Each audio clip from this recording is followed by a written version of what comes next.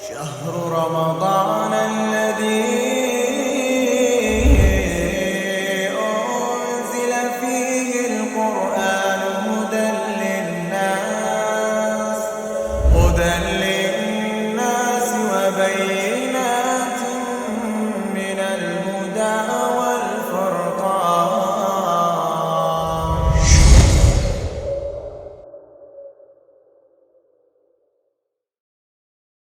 Lalu bagaimana sejarah diwajibkannya puasa bulan Ramadan itu?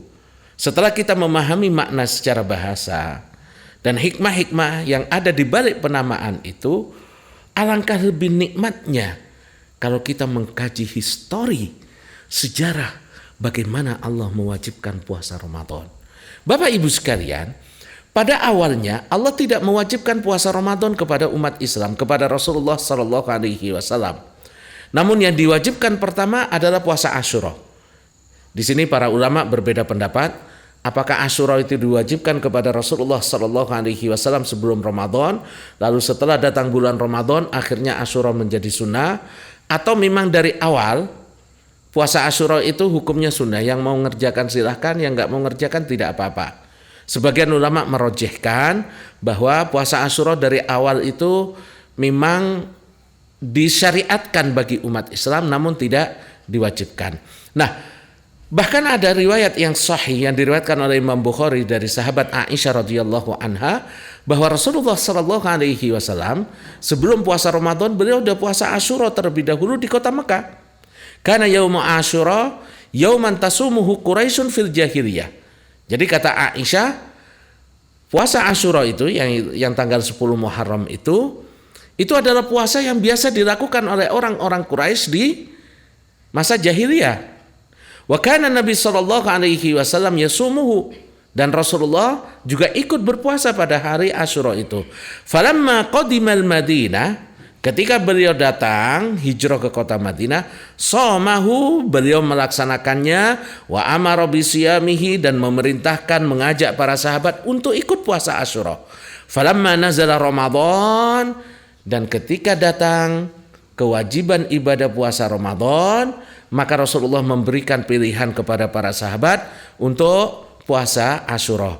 Yang ingin melaksanakan man syaa shamahu, yang ingin melaksanakan silahkan laksanakan, wa man syaa la yasumuhu, dan yang tidak ingin berpuasa ya tidak ada masalah, artinya hukumnya menjadi sunnah. Nah, dalam riwayat lain, kalau tadi riwayat Bukhari dari Aisyah radhiyallahu anha menjelaskan bahwa beliau sudah puasa Asyura sejak di Mekah. Sementara riwayat yang lain menjelaskan bahwasannya beliau itu memulai puasa Asyura setelah tiba di kota Madinah. Setelah tiba di kota Madinah tahun pertama Hijriah. Jadi qadiman Nabi sallallahu alaihi wasallam al-Madinah, Rasulullah sallallahu alaihi wasallam tiba di kota Madinah, fara'al yahuda tasumu yauma Asyura. Ketika beliau sampai di kota Madinah, dan kota Madinah waktu itu dipenuhi oleh orang-orang Yahudi. Orang-orang Yahudi ini melaksanakan puasa Asyura. Lalu beliau tanya, "Ma hadza?" Hari apa ini? Kenapa kalian puasa? Qalu hadza yaumun saleh. Orang Yahudi berkata, ini hari yang sangat-sangat saleh sekali. Hari yang sangat baik sekali. Hada yaumun najjallah Bani Israil min aduwihim fasamahu Musa. Hari ini adalah hari di mana Bani Israel diselamatkan dari musuh mereka yaitu Fir'aun. Maka Nabi Musa kemudian berpuasa. Qal fa ana ahaqqu bi Musa minkum. Rasulullah sallallahu alaihi wasallam mengatakan, saya lebih berhak, karena beliau seorang nabi, pelanjut dakwah dari nabi-nabi sebelumnya termasuk Nabi Musa. Beliau mengatakan, saya lebih berhak daripada kalian untuk mengikuti syariat Nabi Musa. Fasamahu wa amara bisiyamihi. Maka beliau lalu puasa dan mengajak para sahabat untuk ikut puasa Asyura. Jadi awal puasa yang disyariatkan bagi umat Islam adalah puasa Asyura, belum ada puasa Ramadan. Nah, kapan puasa Ramadan itu diwajibkan? Puasa Ramadan diwajibkan pada tahun kedua Hijriah. Jadi puasa Ramadan diwajibkan pada tahun kedua Hijriah pada malam kedua dari bulan Sya'ban sebagaimana dinukil oleh Syekh Abu Bakar Al-Jazairi rahimahullah. Ada yang mengatakan 10 Sya'ban. Ada yang mengatakan 10 Sya'ban. Nah, saat itu Allah Subhanahu wa taala menurunkan ayat yang memerintahkan umat Islam untuk berpuasa. Ya ayyuhalladzina amanu kutiba alaikumusiyam. Wahai orang-orang yang beriman, diwajibkan bagi kalian puasa kama kutiba alal ladzina min qablikum, sebagaimana diwajibkan kepada orang sebelum kalian. Nah, di sini kita ngambil kesimpulan pelajaran penting bahwa ibadah puasa itu, ibadah puasa Ramadan 1 bulan penuh itu sudah diwajibkan ke umat-umat sebelum kita. Para ulama berbeda pendapat. Siapa yang sebelum kita itu? Apakah semua manusia? Ataukah mereka adalah Nasara, Yahudi, ahli kitab? Nah, sebagian merojihkan umat sebelum kita adalah ahli kitab, Yahudi dan Nasrani. Nah, min qablikum la'allakum tattaqun.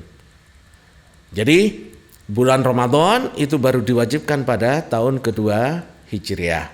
Nah, waktu diwajibkan pertama kali, puasa Ramadan itu ada 2 fase. Fase di mana para sahabat Rasulullah Sallallahu Alaihi Wasallam diberikan pilihan. Yang mau puasa silahkan puasa. Yang tidak mau puasa, walaupun tanpa sebab, boleh tidak puasa, tapi mengganti dengan memberikan makan kepada orang miskin. Jadi pada fase pertama diwajibkannya puasa Ramadan kepada umat Islam itu pilihan. Yang mau berpuasa, puasa.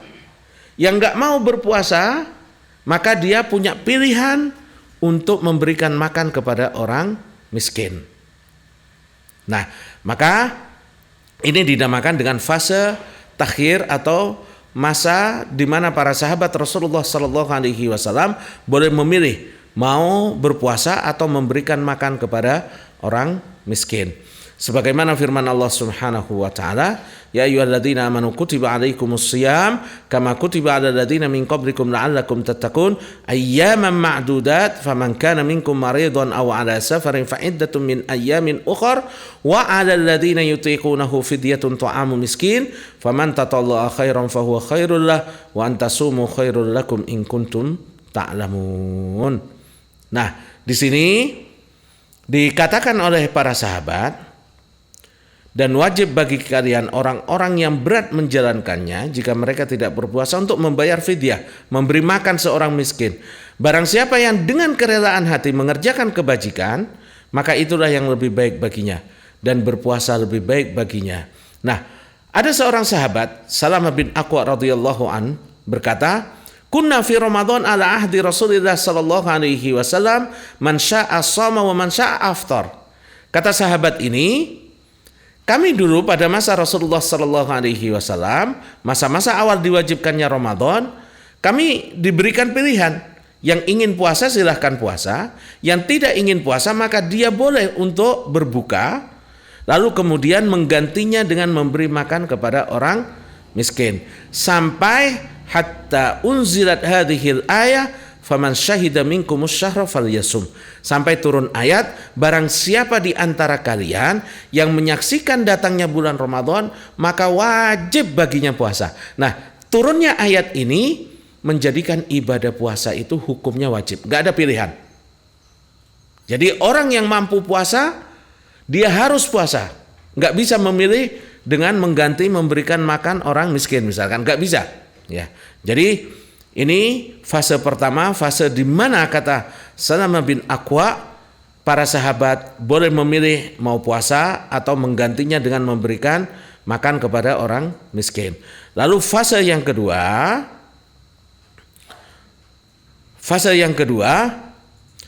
fase pengharusan, wajib. Setelah turunnya faman syahida minkumus syahra falyasum. Setelah turunnya ayat ini, maka wajib bagi umat Islam untuk menunaikan ibadah puasa. Dan inilah yang terakhir yang turun, kata Al-Hafidz Ibnu Qayyim, demikianlah puasa diwajibkan terakhir kali dan tetap demikian hingga hari kiamat, karena Rasulullah Sallallahu Alaihi Wasallam setelah wafat syariat sudah sempurna, tidak ada pensyariatan lagi, maka kewajiban puasa bagi yang mampu itu berlaku sampai hari kiamat nanti. Nah, bagaimana sifat puasa orang-orang terdahulu? Artinya pada masa-masa awal diwajibkannya puasa Ramadan itu, waktu puasanya jam berapa sampai jam berapa? Ya. Dijelaskan bahwasanya pada awal puasa itu para sahabat Nabi Muhammad SAW,